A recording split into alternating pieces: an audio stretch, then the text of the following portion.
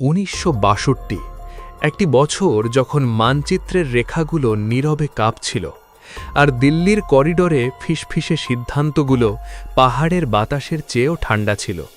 কেউ জানত না কাগজের ওপর টানা কয়েকটি লাইন আর কিছু আত্মবিশ্বাসী বাক্য কিভাবে একটি পুরো অঞ্চলের নিরাপত্তাকে অনিশ্চয়তার দিকে ঠেলে দিচ্ছে। চীনের সঙ্গে সীমান্ত তখনও অস্পষ্ট, পাহাড়ি পথ দুর্গম আর তথ্য অপূর্ণ। তবু রাজনৈতিক উপদেষ্টাদের টেবিলে এক ধরনের তাড়া ছিল। সদ্য স্বাধীন রাষ্ট্রের আত্মসম্মান, আন্তর্জাতিক অবস্থান আর পিছিয়ে পড়ব না, এই ধারণাগুলো ধীরে ধীরে বাস্তবতার উপর ভারী হয়ে উঠছিল। সামরিক নেতৃত্বের ব্রিফিংয়ে সতর্ক শব্দ ছিল, কিন্তু সেগুলো কেমন যেন ভদ্র নীরবতায় চাপা পড়ে যাচ্ছিল। গোপন বৈঠকগুলোতে মানচিত্র খুলে রাখা হতো, কিছু চিহ্ন, কিছু পোস্ট, সবই নাকি প্রতীকী। বলা হচ্ছিল সীমান্তে উপস্থিতি বাড়ালে কূটনৈতিক বার্তা যাবে, কিন্তু পাহাড় প্রতীক বোঝে না। সেখানে রসদ লাগে, যোগাযোগ লাগে, প্রস্তুতি লাগে। সেই ঘাটতিগুলো রিপোর্টে ছিল, কিন্তু সিদ্ধান্তের খাতায় ছিল না। সামরিক কমান্ডাররা জানতেন উচ্চতার সঙ্গে লড়াই মানে সময়ের সঙ্গে লড়াই। শীত আসছে, রাস্তা নেই, আকাশ অনিশ্চিত। তবু ওপরের স্তর থেকে আসা নির্দেশ ছিল দৃঢ়, এটা প্রয়োজন বলা হচ্ছিল।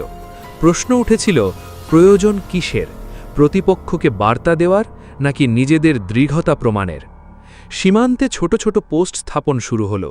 কিছু জায়গায় সৈনিকরা পৌঁছালেন এমন অবস্থায় যেখানে খাবার আর গোলাবারুদ পৌঁছতে সপ্তাহ লাগে।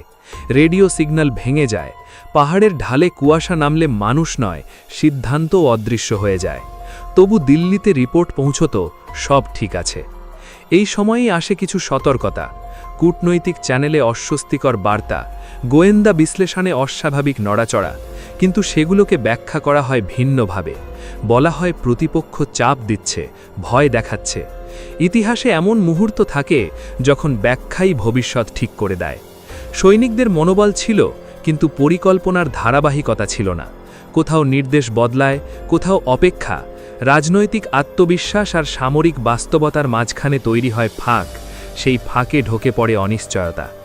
যুদ্ধের আগে সবচেয়ে বিপজ্জনক শব্দটি হল ধরা যাবে।